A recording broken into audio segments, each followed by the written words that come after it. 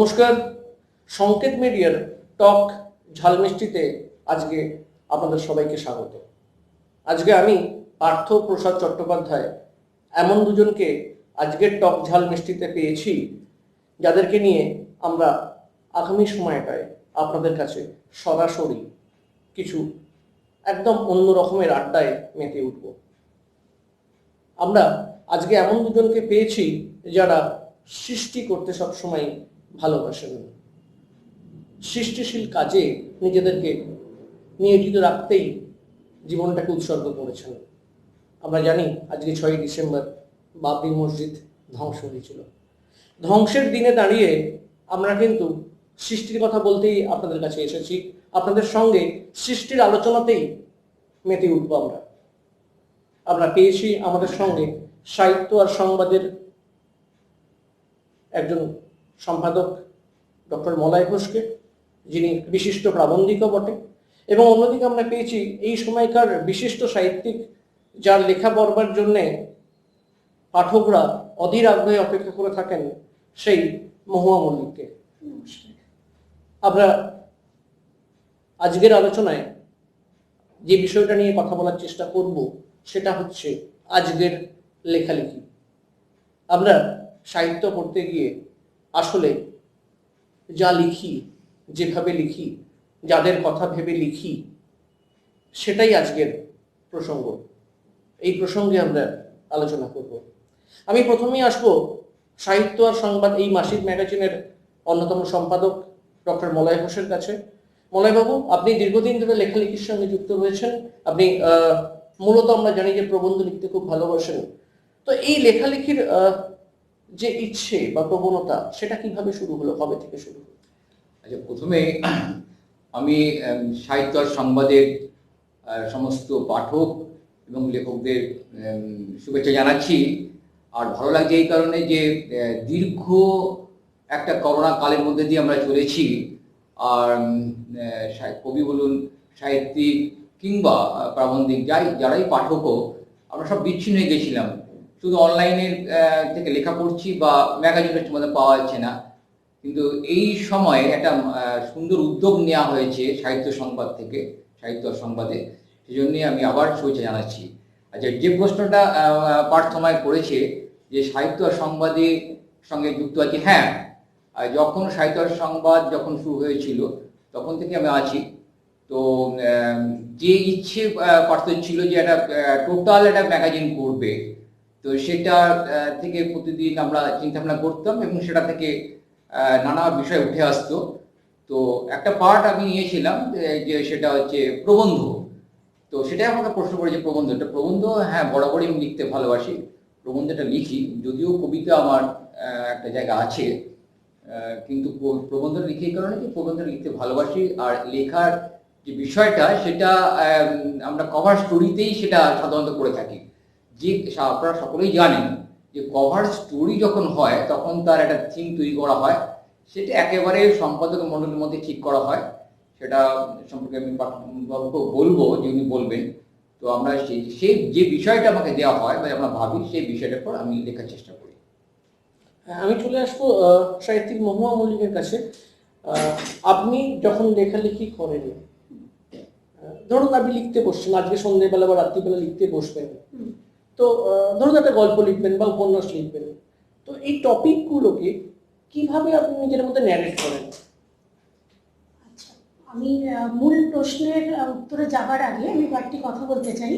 প্রথমেই আমার প্রিয় সাহিত্য আর সংবাদ এই পত্রিকাকে, যেহেতু আমি জন্মলগ্ন থেকে এর সঙ্গে যুক্ত আছি, পত্রিকাটা আজ 3 বছর হতে চললো। তো এই পত্রিকার সঙ্গে যুক্ত প্রত্যেককে আমি আমার শুভেচ্ছা শুভকামনা জানাই যে এইরকম একটা উদ্যোগ প্রতি মাসে পত্রিকাটি যত রকম প্রতিকূলতা আসুক না কেন প্রকাশিত হয়ে আসছে নিয়মিতভাবে। এটা একটা বিশাল বড় কাজ। আর এই পত্রিকার মাধ্যমে নানা ধরনের বর্তমানের সাহিত্যকে যেভাবে তুলে ধরা হচ্ছে সেটা খুবই প্রশংসনীয়। এরপরে আমি পার্থবাবুর প্রশ্নের উত্তর দিই। লেখালেখিটা আরও অনেক কাজ সামলে লেখালেখিটা যেহেতু করি, লেখালেখির জন্য হয়তো নির্দিষ্ট কোনো সময় থাকে না, যখন ফাঁকা পাই লিখতে বসি। আর আমার লেখালেখির প্রধান যে উপাদান বা রসদ যেটা, সেটা কিন্তু মানে দৈনন্দিন জীবন থেকেই আমি খুঁজে পাই।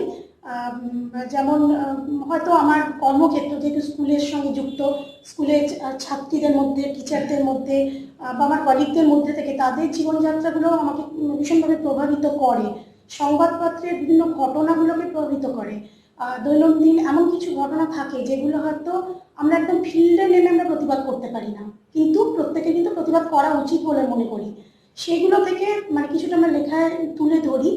আর লেখার বিষয়বস্তু বেশিরভাগ ক্ষেত্রে আগে একটা আউটলাইন ঠিক করে নিই, কিন্তু যখন লিখি তখন কিন্তু সেটা অনেক পরিবর্তিত হয়। মানে মূল জিনিসটা তো একই থাকে, অনেক রকম পার্শ্ব চরিত্র আসে, অনেক ঘটনা আসে। মানে সেটা কি লিখতে লিখতে হয়? হ্যাঁ, লিখতে লিখতেই সেটা হয়, মানে আগে থেকে এটা কোনো চিন্তা ভাবনা থাকে না। হয়তো আমার অভিজ্ঞতা বলুন বা আগে যে ঘটনাগুলোকে এগুলোকে দেখেছি সেগুলো তখন লেখার মধ্যে চলে আসে। তো এইভাবেই কোনো কাহিনী নির্মিত মানে যায়। কলম নিজের মতো করে নিজের রাস্তা খুঁজে নেয়। হ্যাঁ, সেটাই। মানে আমি লেখাটা যখন শেষ করি তখন হয়তো ভাবি যে আমি এইরকম কিন্তু ভাবিনি, মানে মূল বিষয়টা একই আছে, কিন্তু যেভাবে আমি লিখতে পারলাম এটা হয়তো আমার চিন্তা ভাবনা তো লিখতে বসার সময় ছিল না। মানে শুরুর সময় থেকে শেষের সময়টা হ্যাঁ, এক থাকে না। এক থাকে না, অনেকটাই পরিবর্তন হয়ে যায়। মানে তখন আমার নিজেরই মানে মনে হয় যে হ্যাঁ, আমি আমার ভেতরে হয়তো এই কথাগুলো ছিল, আমি ঠিকভাবে হয়তো অনুধাবন করতে পারিনি, আমার কলম সেগুলো করে দিয়েছে। মহুয়াকে আমার একটা প্রশ্ন করার ইচ্ছা আছে। হ্যাঁ। হ্যাঁ, এটা হচ্ছে যে ধরো তুমি তো মোটামুটি ভাবে উপন্যাস লেখো আর কি, রহস্য উপন্যাসই বেশি দেখি।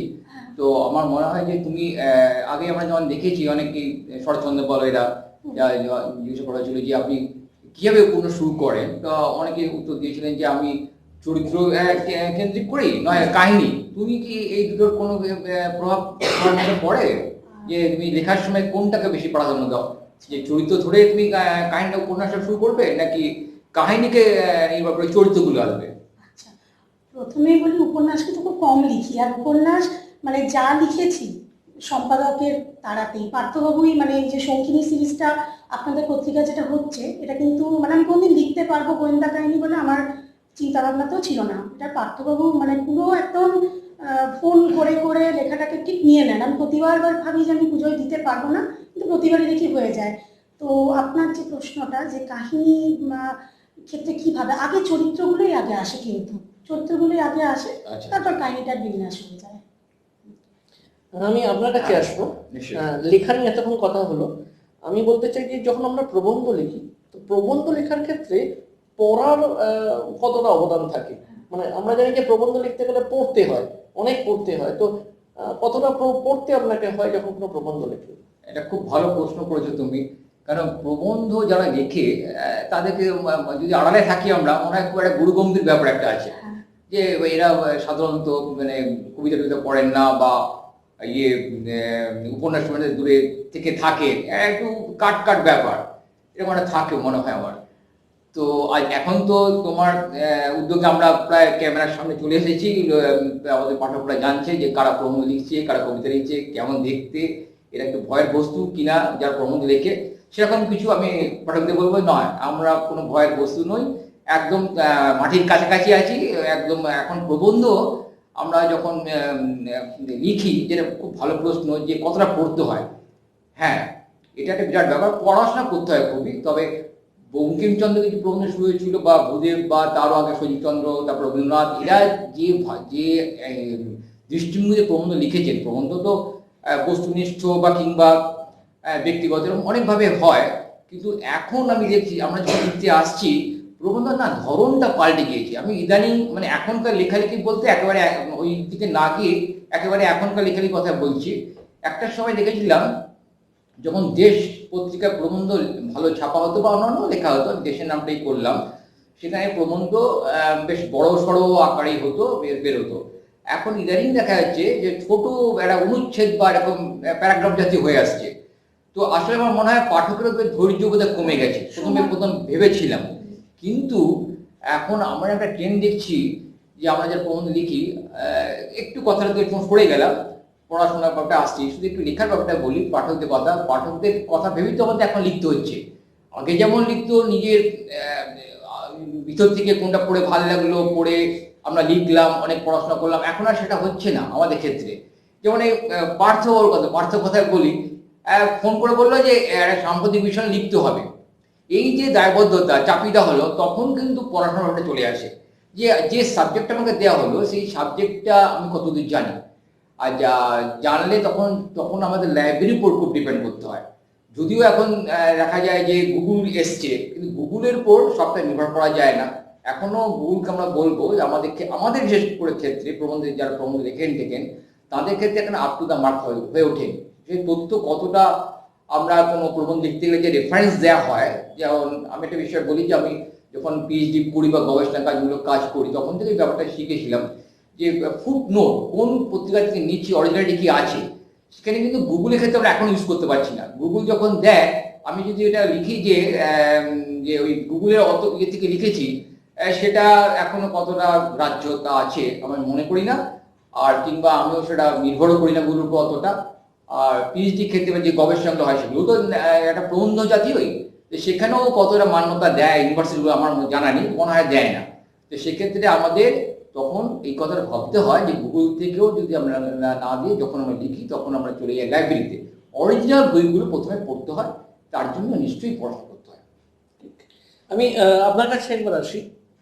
আপনার সম্পর্কে যতটা আমরা জানি, তাতে আপনি একটা সময় লেখা শুরু করেছিলেন, দীর্ঘদিন লেখালেখি করেছেন পশ্চিমবঙ্গের অন্যতম নামকরা বাণিজ্যিক পত্রিকাগুলো, আমি নামটা বলছি না এখানে, সেখানে আপনি দীর্ঘদিন ধরে লিখেছেন। তারপরে একটা বিরতি এসেছিল আপনার, তারপরে আপনি আবার নতুন করে লেখালেখি শুরু করেছেন এবং এই মুহূর্তে অন্যতম জনপ্রিয় সাহিত্যিকের মধ্যে আপনি পড়েন। আমি যেটা জানতে চাইছিলাম, দুটো জিনিস জানতে চাইছিলাম। প্রথম যে প্রশ্নটা করতে চাই যে আপনার টোটাল যা লেখালেখি এখন অবধি, গল্প, উপন্যাস, অনুগল্প, কবিতা, তাতে সবচেয়ে ভালো লাগে কোনটা লিখতে? আমার সব থেকে ভালো লাগে ছোট গল্প লিখতে। আচ্ছা, কেন? প্রথমত কম সময়ে আমি আমার মনে খুব কম্প্যাক্ট ভাবে আমি ওটাকে উপস্থাপন করতে পারি। আর উপন্যাসের ক্ষেত্রে অনেকটা সময় দাবি করে।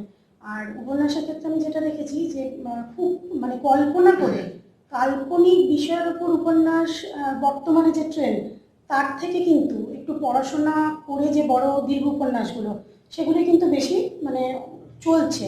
তো সেই সময়টা আমি খুব একটা দিতে পারি না, এটা একটা মেন কারণ সময়ের।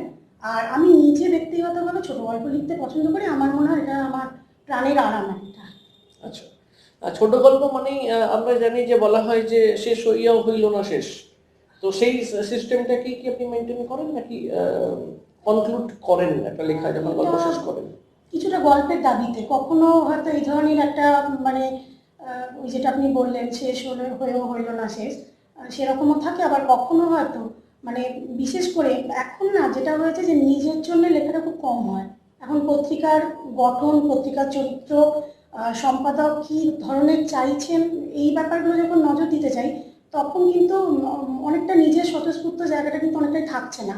তো ওই ডিমান্ড অনুযায়ী সাপ্লাইয়ের ব্যাপারটা এখানে আসে। ঠিক, এই কয়েকদিন আগে একজন সাহিত্যিকের সাথে আমার কথা হচ্ছিল ফোনে।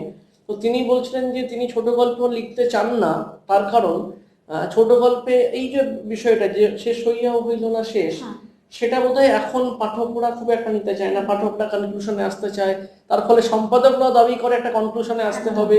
সেই কারণে তিনি বলছিলেন যে আমার ছোট গল্প লিখতে ভালো লাগে না, কারণ কনক্লুশনে আমি কেন আসবো। তো আপনি সেইখানেই এলেন যে এখন সম্পাদকদের প্রয়োজনে আপনি লেখেন, ফরমাইশি লেখা, এবং কোথাও কোথাও কনক্লুশনে আপনাকে আসতে হয়। আপনি কি চান যে ছোট গল্প আগের পুরনো ফরম্যাটেই থাকা ভালো, নাকি এই নতুন ফরম্যাট, ছোট গল্পও কনক্লুশন হয়ে যাচ্ছে, মানুষ ভাবতে চাইছে না? দেখুন, আমরা যে সৃষ্টিটা করি, এটা কিন্তু আমরা এটা করি না যে লিখে নিজের ল্যাপটপে বা ডায়েরির মধ্যে বন্ধ করে রেখে দিই নিজের জন্য। অনেকেই আমরা বলি যে নিজের জন্য আমরা লিখি, কিন্তু মূলত আমরা কিন্তু প্রত্যেকেই চাই যেটা প্রকাশিত হোক, প্রকাশিত হয়ে আলো দেখুক। তো সেক্ষেত্রে সেই নিয়মটাকে যদি আমরা মেনে চলি, তখন কিন্তু যে মাধ্যমে প্রকাশিত হচ্ছে সেই মাধ্যমে কর্ণধার পত্রিকা বা কোনো ওয়েব ম্যাগাজিন, সম্পাদকের ব্যাপারটা আমাদের গুরুত্ব অবশ্যই দিতে হবে। কারণ সম্পাদক সবসময় চাইবেন যে ট্রেন্ড কোনটা সেটা ফলো করতে চাইবেন, পাঠকের দাবিটাকে ফলো করতে চাইবেন। কারণ এটা একটা বাণিজ্যিক ব্যাপার, পত্রিকাটার বাজারে কতটা কাটবে বা বিক্রি হবে সেটাও তো দেখতে হবে। তো সেটা আমাদের মানতেই হবে, মানে আমি যদি না মানি তাহলে কিন্তু আমার মনে হয় কোথাও একটা হয়তো আমি লিখবো, সেটা আমার প্রকাশ হবে না, আমার কাছেই রয়ে যাবে। কিন্তু যদি বলেন যে নিজের ইচ্ছা হলে আমি ওই পুরোনো ফরম্যাট যেটা ছিল, যেটা বেশি প্রচলিত ছিল একটা সময়, আমি সেই ধরনেরই লিখতে চাইবো। কিন্তু সবসময় যেটা হয় যে নিজের স্বাধীনতাটা তো সব ক্ষেত্রে থাকে না, তাই যদি সুযোগ সুবিধা পাই, আমাকে পুরো স্বাধীনভাবে কাজ করতে দেওয়া হয়, আমি আমার নিজের মতো করেই লিখবো। আর যদি পত্রিকার আমি কেউ আমাকে লিখতে বললেই আমি মানে সম্পাদককে আগে জিজ্ঞেস করে নিই যে আপনি কী ধরনের লেখা চাইছেন, টপিক বলে দিলে আমার সুবিধা হয়। তো সেই ক্ষেত্রে এগুলো আমাকে এই ফরম্যাটগুলো মানতে হবে। আচ্ছা, মলয়বাবু আপনার কাছে একটু আসি। আমরা যখনই প্রবন্ধ কথা ভাবি, বিশেষ করে বাঙালিরা যখন প্রবন্ধের কথা ভাবে, আপনি যেটা বলা শুরু করেছিলেন, আমি সেই কথার রেস ধরে বলছি যে প্রবন্ধ শুনলেই মনে হয় যেন একটা কোথাও গুরুগম্ভীর বিষয়, খুব একটা জটিল একটা ব্যাপার, এবং পড়া মানে খুব মন দিয়ে পড়তে হবে, অনেকটা টাইম নিয়ে পড়তে হবে, ব্যাপারটা বুঝতে অনেক সময় লাগবে, এরকম একটা ব্যাপার কিন্তু প্রবন্ধের সাথে মানুষ ভেবে নেয় যে প্রবন্ধ মানেই একটা জটিল দুর্বোধ্য একটা ব্যাপার। কিন্তু আপনার যে লেখাগুলো আমরা পড়েছি বা এই যাবৎ যে প্রবন্ধগুলো আপনি লিখেছেন, সেগুলো কিন্তু বড্ড ঝরঝরে লেখা, খুব সাবলীল গতিতে, মানে একটা পাতা পড়লে মনে হয় যে আর একটা পাতাও পড়ে নি, মানে অটোমেটিক মনে হয় না যে বাবা একটু কঠিন একটু জল খেয়ে নি। এই যে ফরম্যাটের একটা ছোট ট্রানজিশন, যে দুর্বোধ্য জায়গা থেকে একদম অত্যন্ত সাবলীল করে ফেলা, এই ট্রান্সফরমেশনটা আপনি কিভাবে আপনার লেখার মধ্যে কিভাবে ফুটিয়ে তুললেন? হ্যাঁ, খুব ভালো প্রশ্ন করছো তুমি, প্রত্যেকটা প্রশ্নই তোমার খুব খুব ভালো। তো সব রহস্যই মানে আমাকে এখানে এসে এমনভাবে তুমি প্রশ্ন করছো, সব রহস্য পাঠকদের বলে দিতে হবে। তো সব রহস্য ফাঁস না করলেও যে কিছু তো বলতেই হবে। তো প্রবন্ধ লিখতে গেলে যেটা গুরুগম্ভীর মনে হয়, আগেও বলেছিলাম যে আড়াল থাকতে হয় প্রবন্ধিকদের ভাবে, তা কিছু নয়। তবে পার্থক্যের একটা ব্যাপার আছে, যে সমস্ত প্রবন্ধের ভাবে বা আমাদের দেওয়া হয় সেগুলোর একটা ফিল্ড ওয়ার্ক আছে, এটা স্বীকার করেন। এখন আগের মতন শুধু বই পড়লে হবে না। যেমন আমি এখানে লিখছি ধারাবাহিকভাবে 2 বছর ধরে চলছে নারায়ণ গঙ্গোপাধ্যায়ের একটা শতবর্ষ, হ্যাঁ আমরা লিখতে শুরু করেছিলাম, সেটা চলছে এখনো। তো সেটা করতে গিয়ে খুব খাটতে হচ্ছে, পড়ার বিষয় থাকে না। আমরা কখনো এই সব নিয়ে আমরা চলেও যাই, যে পটলডাঙ্গা স্ট্রিটের গুলির মধ্যেও ঢুকতে হচ্ছে। আবার কখনো নারায়ণ গঙ্গোপাধ্যায়ের ছেলে, উনিও আছেন গোলপার্কের কাছে, তার কাছেও ছুটতে হচ্ছে তথ্য নিয়ে। কারণ আমাদের পাঠককে দিতে হবে, নতুন কথা বলতে হবে এক। আর দ্বিতীয় কথা যে প্রশ্নটা আসছে, ভাষা। এখন সেই প্রবন্ধের যে স্টাইল ছিল বঙ্কিম রবীন্দ্রনাথ থেকে শুরু করে, যে সাধুগদ্য থেকে বা গদ্য থেকে এসে এসে আসছে, তো যে বড় বড় হয়ে আসছে, এটা ফটোমটো ব্যাপারটা আর কিছু নেই। এখন আমরা ভাষাকে চাইছি যে আমরা মুখের কথা, জানার কথা, এটা একদম পাঠকের কাছে পৌঁছে যায়, একদম মানে যেভাবে কবিতা পৌঁছে যায়, একদম পড়ার পর একদম টাচ করে। আমরাও প্রবন্ধে যা লিখছি, আমরা ভাবি যে আমরা কেন পিছিয়ে থাকবো, এত আড়াল থাকবে না। দিয়েও প্রবন্ধ হোক, একেবারে কবিতাকে আমরা চ্যালেঞ্জ জানিয়ে একদম প্রবন্ধকে ঢুকিয়ে দিতে হবে পাঠকের একদম হৃদয়স্থলে। তো এটা আমি নিজেও আপনি কবিতার কথা বলছেন, আমি অন্য কথা বলি। আপনার প্রবন্ধ পড়লে মনে হয় গল্প পড়ছি, প্রবন্ধ পড়লে মনে হয় না কবিতা পড়ছি, মনে হচ্ছে যে একদম যেরকম ভাবে গল্পের ক্যারেক্টারগুলো যেরকম তৈরি হয়, আপনার প্রবন্ধ পড়লে অনেক সময় মনে হয় যে সেই রকমই সত্য ঘটনার উপর যে প্রবন্ধের ক্যারেক্টার, সেগুলোকে মনে হয় গল্পের ক্যারেক্টারের মতোই একদম আপনি জীবন্ত সেই একই রকম খেলা আপনি খেলেন। সেই ভাষা শৈলীর যে পরিবর্তন, সেটা কিভাবে হলো আর কি? সেটা তো আমি ইউনিভার্সিটি পড়ার সময়, যখন ওই দশকে সব আমরা পড়াশোনা করছি, তখন তো বিশেষ করে সুনীল গঙ্গোপাধ্যায়ের লেখাটিকাগুলো পড়তাম। তারপরে বিভিন্ন আমাদের যারা যখন পিএইচডি কাজ করছিলাম, তখন অলোক রায় ছিলেন, তারপরে তরুণ সান্যাল ছিলেন, চিত্তরঞ্জন ঘোষ ছিলেন। এদের কাছ থেকে আমরা, রবীন্দ্রনাথ বন্দ্যোপাধ্যায় ছিলেন, সব ইউনিভার্সিটির অধ্যাপক, যাদবপুর অধ্যাপক এরা। তো দেখেছি যে জীবন এবং শক্তির কথাও বলি, ওই সময় কবিতা কথা পড়া তো আসবে, ওর মজা অনেক কিছু ঘটনা আছে। তো এদের লেখা সব পড়তাম, জানতাম, জীবন দেখতাম যে এরা অনেক গদ্য লিখছে, কবিও একজন গদ্য লিখছে, গদ্যকে পৌঁছে যাচ্ছে। তো আমিও ভেবেছিলাম তখন থেকে যে গদ্যগুলো পড়ে যে প্রবন্ধকে কিন্তু সহজ করে তুলতে হবে, যাতে মানে নাটকে আনতে হবে, ড্রামাটিকাতে আনতে হবে, তারপরে মানে তথ্য আনতে হবে। আর এখন তো সমস্ত প্রবন্ধই তোমার তথ্য ভিত্তিক হয়ে যাচ্ছে। এখন আমরা একটা জিনিস মজার ব্যাপারে লক্ষ্য করলে দেখবে যে আনন্দবাজার পত্রিকা একটা প্রপত্র হয় রবিবাসীতে বা সংক্রান্ত পড়ে। যে ব্যক্তি প্রবন্ধ বেশি লেখা হয়েছে, মানে ব্যক্তি জীবন, আমরা যারা পাঠককে আকর্ষণ করার জন্য বিভিন্ন সাহিত্যিকদের তুলে আনা হচ্ছে, বিভিন্ন মহামারীর সময়, করোনার সময় করোনার কি ঘটনা ঘটেছিল সেইগুলো প্রবন্ধের মধ্যে নিয়ে আসা হচ্ছে। সেখানে ভীষণভাবে তথ্য লাগছিল। সে শুধু বই পড়া নয়, মানে সেখানে ফিল্ড ওয়ার্কও করতে হচ্ছিল। তো সেইভাবে আমি ভেবেছি প্রবন্ধকে যতভাবে, যত মিডিয়া বা পদ্ধতি থেকে শুরু করে ভাষাকে সরল করা যায়, যদি না করতে পারি তাহলে প্রবন্ধ মানুষ নেবে না। কারণ ওই পটভূমিটা আমাকে দিতে হবে। আমি যদি এখন এখানে বসে বিংশ শতাব্দীতে বসে, একবিংশ শতাব্দীতে বসে যদি আমি 19 শতকে ফিরে যেতে চাই, তো আমাকে সেই ওইখানকার বেশি ল্যাঙ্গুয়েজ যদি বলা হয় ভাষাতে, সেখান থেকে ওদের মুখে সেই ভাষা যেমন থাকা দরকারও সে সঙ্গে, কিন্তু পটভূমিটা আমি লিখবো কিন্তু আমি একবিংশ শতাব্দীর মানুষের জন্য, সেটাও কিন্তু মাথায় রাখতে হবে। তাহলে কিন্তু প্রবন্ধকে ওই খটোমটোই দাঁড়িয়ে যাবে। তো সেইটা পাঠককে আমি বলি বারবার করে। তবে পাঠককে একটা সাধুবাদ জানাচ্ছি যে অনেক অনেক বেশি, যেমন কবিতা পড়া হচ্ছে তেমনি প্রবন্ধ কিন্তু বহু লেখা হচ্ছে। আগে এত প্রাবন্ধিক আমরা দেখতাম না বা কেউ লিখতেন না, এখন তো প্রবন্ধ প্রচুর লেখা হচ্ছে।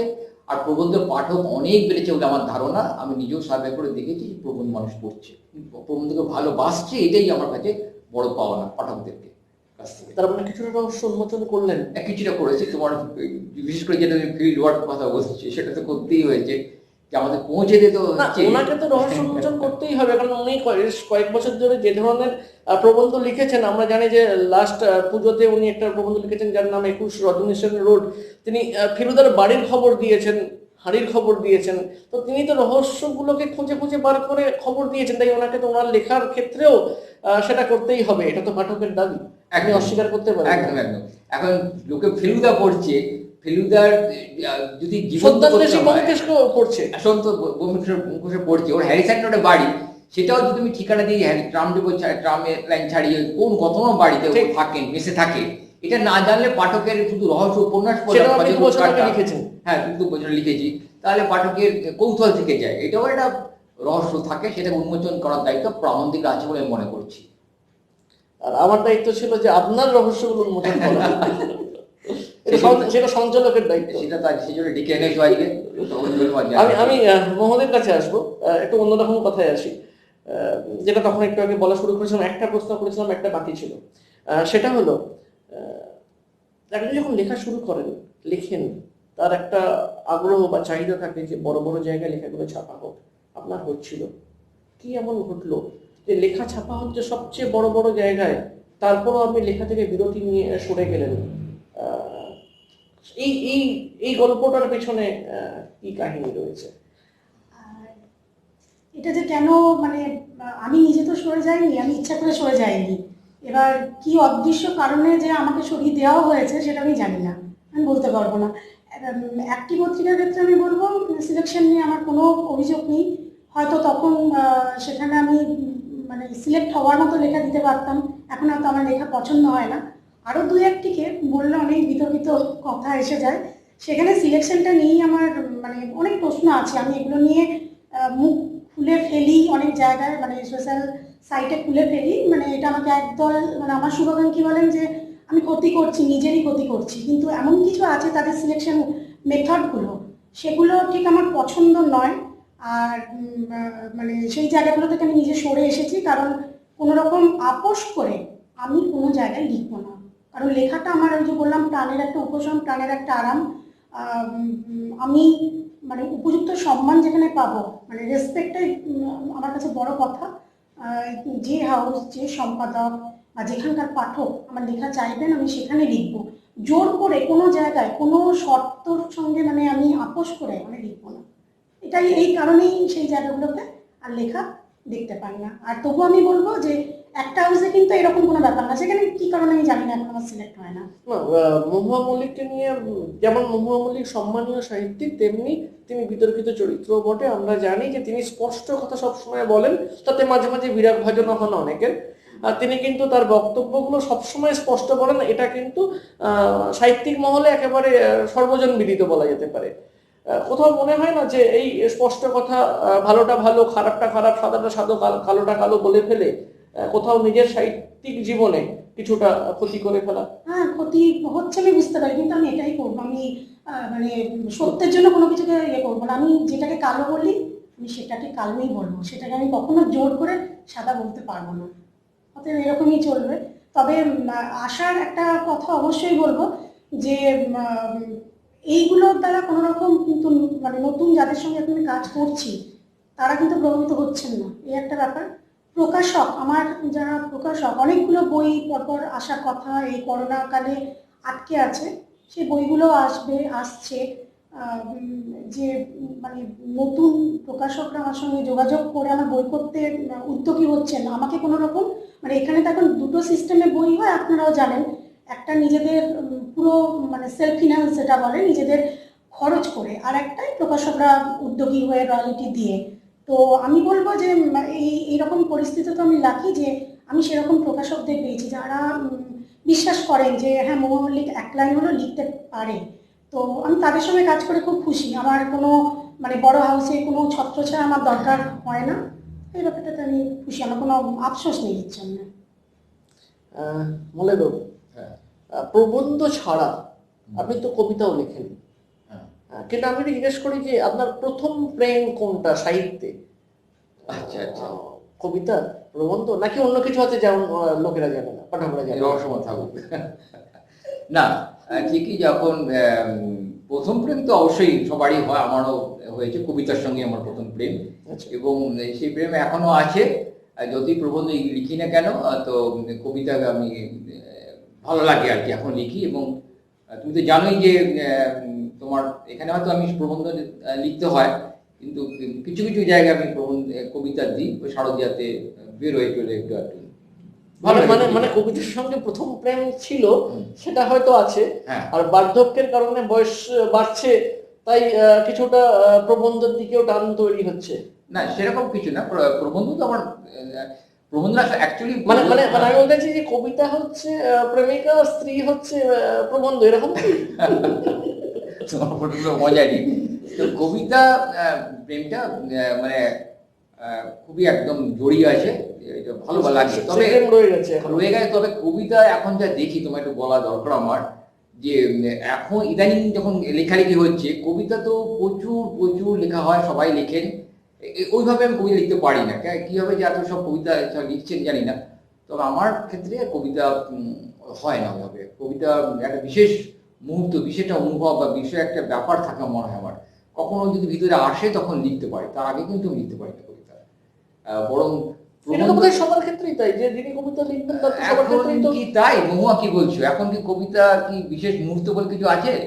এখন যারা লেখালেখি করছে ইদানিং অল্প বয়সী ছেলে মেয়েরা, মানে কবিতাটাও পেশার মতো নাকি, রোজ লিখতেই হবে এতগুলো? এখন সবটাই আমার মনে হয় কোয়ান্টিটির ওপরে বেশি, মানে কোয়ালিটি থেকে কোয়ান্টিটিটা বেশি। মানে প্রচুর লিখতে হবে, এত কবিতা লিখতে হবে, এত গল্প লিখতে হবে। না আমার মনে হয় কি জানো তো, যে এখনকার ছেলেমেয়েরা যারা লিখছে, যারা ধরো লিখছে হিসেবে কিন্তু লেখে, ধরো যারা কাজের সঙ্গে যুক্ত ছিল এতদিন, প্রিন্ট মিডিয়া তো আসেনি, বা তোমার মিডিয়ার দৌলতে যারা যারা অবসর টবসর পেয়েছে, তারা যে একটা ভিতরে কবিতার ভিতরে একটা ব্যাপার ছিল, থাকে তো অনেকের প্রেম কবিতাও থাকে, তো সেই সুযোগটা দিচ্ছে, অনেক বেশি ওপেন হয়ে গেছে, এখন খোলা হয়ে গেছে। তো সেই সুযোগ নিজেদের প্রকাশ করতে পারছে। এবং সব লেখা যে ভালো হচ্ছে এমনও নয়, আবার সব কাজ যে খারাপ হচ্ছে এমন না, আবার ভালো তো হচ্ছে, ভালো লেখাও আমি পাই, প্রচুর ভালো লিখছেন অনেকে, যারা সেটা শুধু কবিতার ক্ষেত্রে না, গল্প গল্প লিখছে, লেখা হচ্ছে। এই সুযোগটা তোমরাই করে দিয়েছো। না, আমার দুজনের কাছে একটা প্রশ্ন আছে, আপনারা দুজনেই যা বললেন সেটা শুনে আমার একটা প্রশ্ন তৈরি হলো।